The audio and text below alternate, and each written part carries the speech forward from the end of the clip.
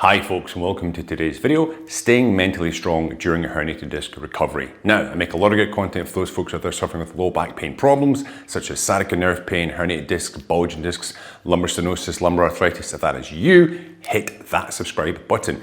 You can get notified and upload some great content to get you back on the road to recovery. But without further ado, let's get into today's video.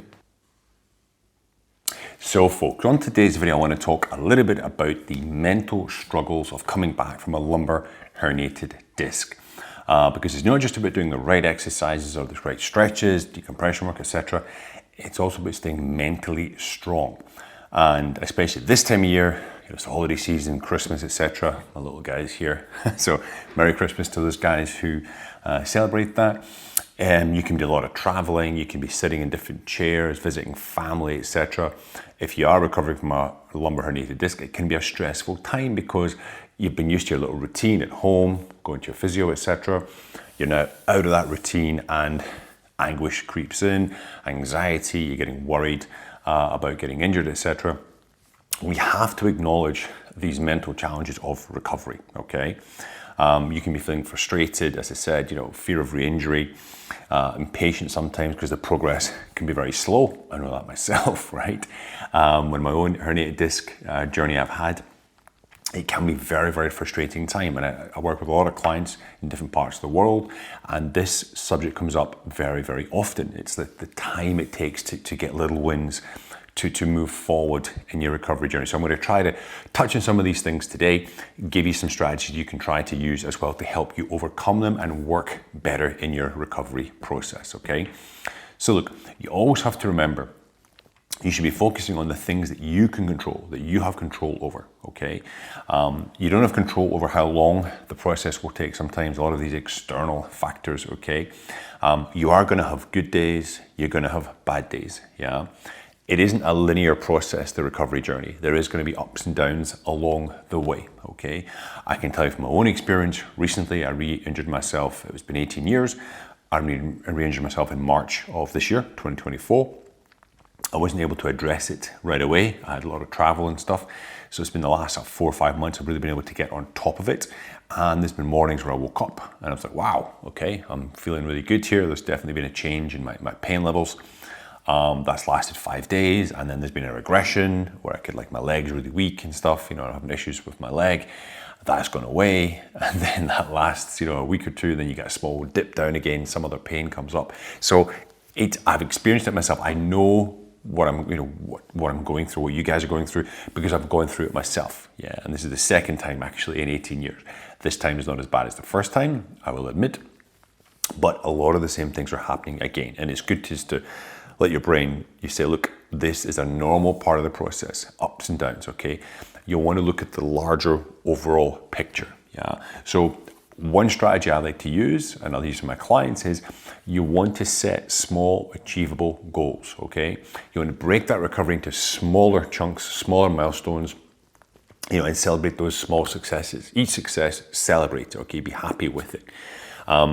No matter how small it is, right? You may have been struggling from maybe standing from 5 minutes. Now you can stand for 7 or stand for 10. It might not seem like a lot, but that's a massive jump up in progress, yeah? One of my clients just recently, she texted me over, she said, Colin, I did my first jog, it was 30 seconds, she said. She was super happy, had to tell me, and I was like, fantastic, that's amazing, right? It's like she hasn't been able to go back to running for a few months. And I said, look, you want to break it in gently, go for your walk, and then just do a small jog, 15, 20, 30 seconds, and let me know how it feels. She did her first one, no issues, okay? It's a small win, doesn't seem like much if you're fully recovered, if you're not injured, but for those who are recovering, it's a massive, massive success, okay? So you want to set those small, achievable goals, things that you can control, that you can attain, and celebrate them, okay? Share them with your friends and family, okay? Write them down. And that's one thing I'm really big on is journaling. I tell a lot of my clients, keep a journal, okay? Write down your daily activities, what you've achieved, small goals, because you can look back at these on bad days and be like, no, I have come a long way since the beginning of my journey. Another good example is in my Facebook group. There's a lady there. She wrote a big long a big long piece before Christmas, just detailing her journey and how thankful she was for the support that she'd received from the group and myself, and the realization that, you know, it is a recovery journey, okay? It's not a sprint, right? It is a long process, okay? Now, along with those wins, I would recommend you want to practice gratitude. Be thankful, okay? Write them down. Be thankful of what you've managed to achieve, okay? Being sort of grateful for this helps to sort of reshift your focus into a more positive way of thinking, okay? And it can boost your overall mindset. And by adjusting your thought process, it's from a technique called cognitive behavioral therapy. It's a technique used in psychology of reframing your thoughts to more positive thoughts. Now, I do have another video which goes more in depth into cognitive behavioral therapy and its use in coming back from a herniated disc. That video is going to pop at the end of this one. So if you want to go and check it out, stay to the end of this and you can go and have a look at that as well. I would also recommend trying to use the visualization techniques. You want to picture yourself doing something you can't do now, but in the future, you'll be able to again. It could be something simple like, like playing with the kids, going back to the gym, things that you love, hanging out with your friends and family, going to your favorite restaurant. You want to visualize those things again in your future, and you're building those small goals, attaining them, achieving them. That's going to get you to that ultimate goal. But you've got to use visualization because it's going to help to reframe your thoughts, bring you to a more positive mindset, and keeps you focused, keeps you motivated on that goal. Yeah. I also recommend that people try to stay connected, share what they're going through with their friends and family, because you can't underestimate the power of community. That's part of the reason I set up a Facebook group for people to join. People share stories in there. I share advice. Other people share hints and tips as well to get you back, because when you share a problem with other people, it helps to helps you shoulder that problem. Other people there to help you, support you. Okay.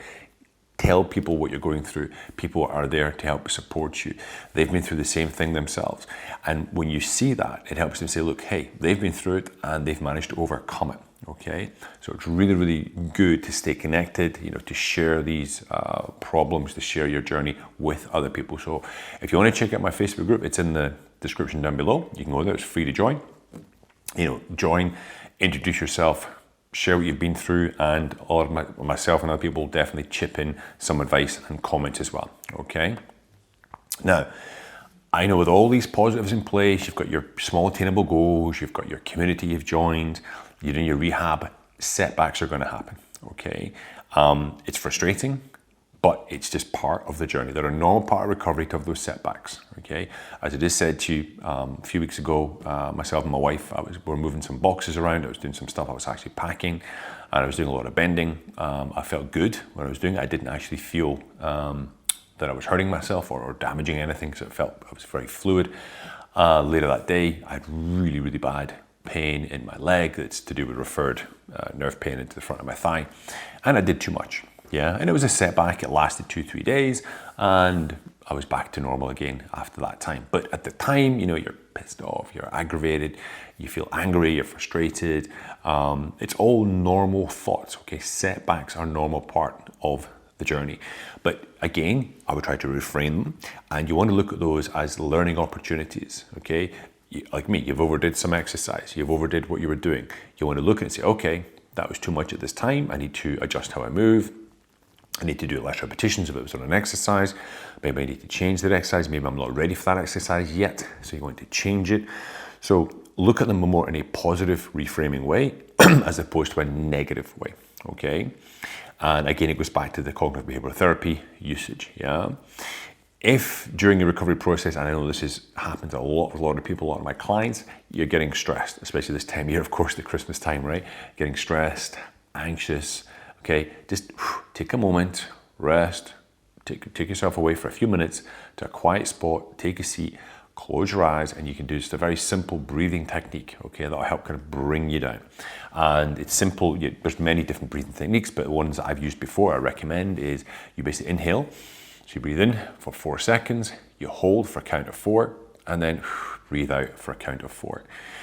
Do that for 4 or 5 minutes. It's going to help you to calm your mind and refocus your energy. Okay, it's going to slow your heart rate down, bring your stress levels down, just help you refocus and then go about your day. Okay.